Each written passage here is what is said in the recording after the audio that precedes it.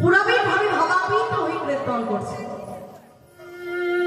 এইবার কীর্তন করতে করতে পুরবের স্মৃতির কথা মনে পড়ে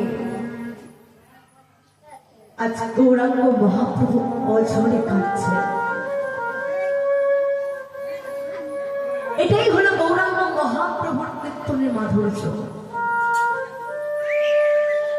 কখনো প্রভু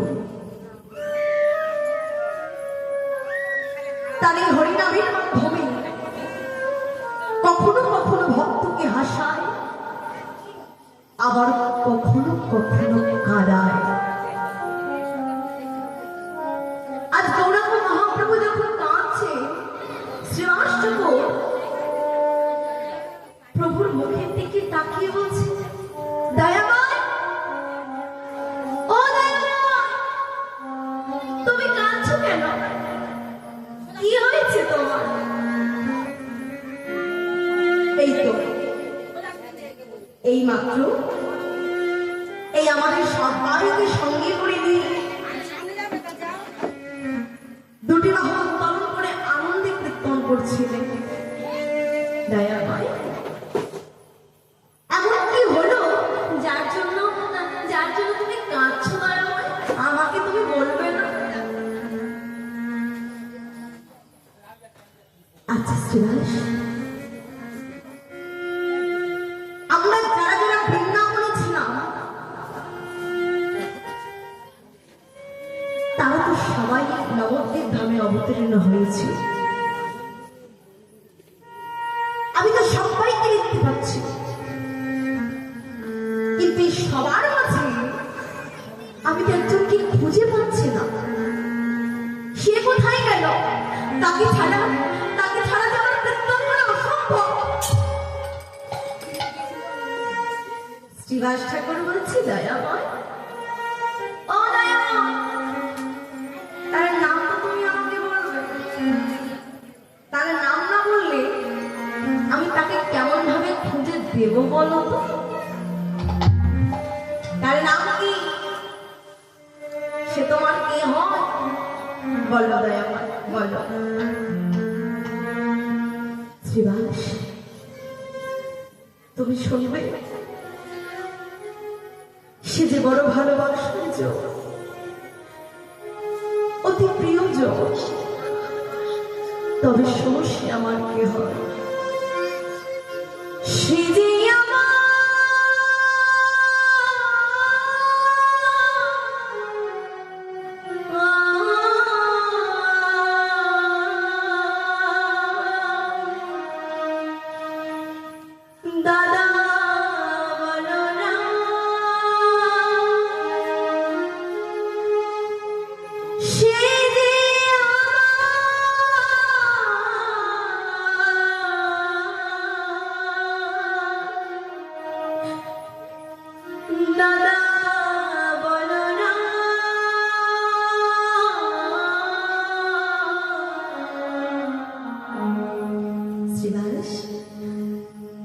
দাদা বলো না,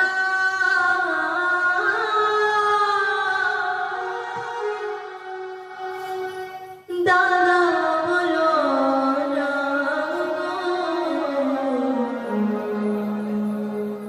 দাদা বলো না,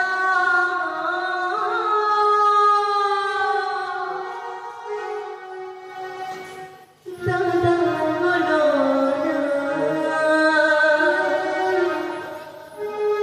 শ্রীনিবাস, ও শ্রীনিবাস, বলো না, একটিবার বলে দাও আমার দাদা কোথায় আছে, বলে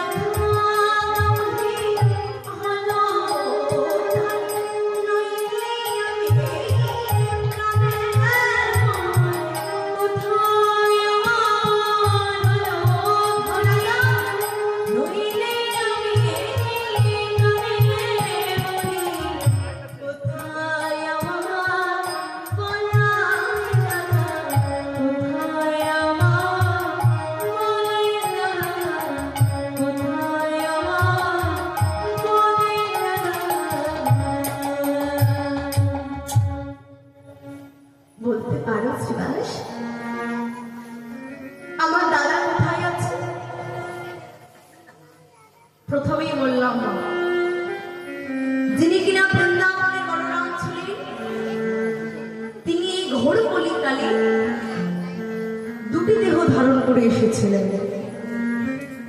একটি হলো এই গৌর হরির নিজের দাদা বিশ্বরূপ, আর আরেকজন হলো সেই বীরভূম জেলা, বীরভূম জেলার অন্তর্গত রাঢ় দেশ। সেই রাঢ় দেশের এক ছোট্ট গ্রামে হারাই পণ্ডিতের গৃহেতে তিনি অবতীর্ণ হলেন। তাই বলরামের আরেক রূপ জন্মগ্রহণ করবে। মায়েরা যে যেখানে বসে রয়েছেন একটু ঘুমটাটা দিয়ে বসবেন, একটু বদলের সঙ্গে ধরে উলুদ ধরবেন। কেমন? আজ আমার নিত্যানন্দ প্রভু আবির্ভাব হবে। রাধে সোনা এক চন্দ্রা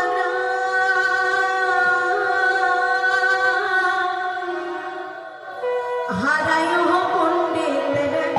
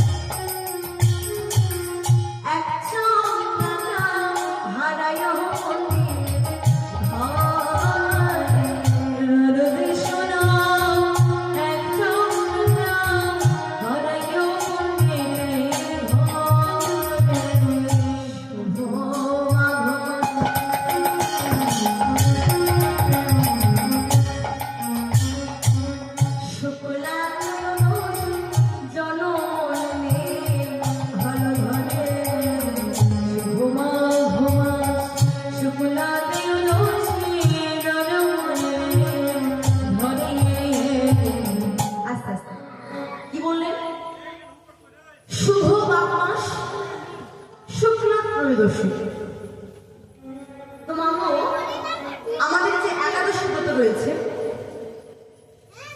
ওই একাদশীর মধ্যে আমাদের 4টি বিশেষ একাদশী রয়েছে। রয়েছে তো?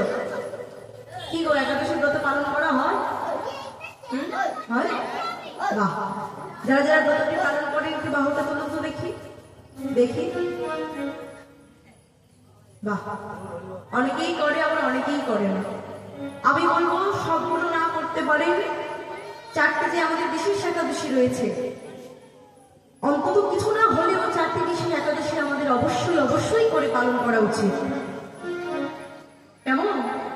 তো এইবার আমাদের মাঘ মাসেতে একটা বিশেষ একাদশী থাকে। সে একাদশীর নামটা কি? মাঘ মাসেতে একটা বিশেষ একাদশী থাকে, সে একাদশী নাম ধৈর্য একাদশী। হরি বল। ওই একাদশীর পরের দিন কি হয়?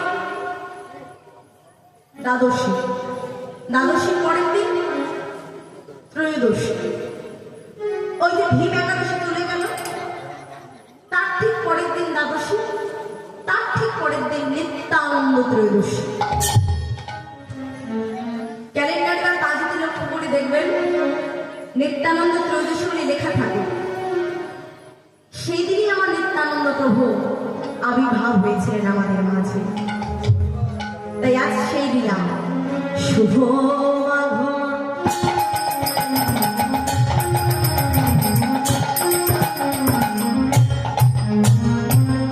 শুক্লা ত্রয়োদশ জনমনে হল ধরে শুভ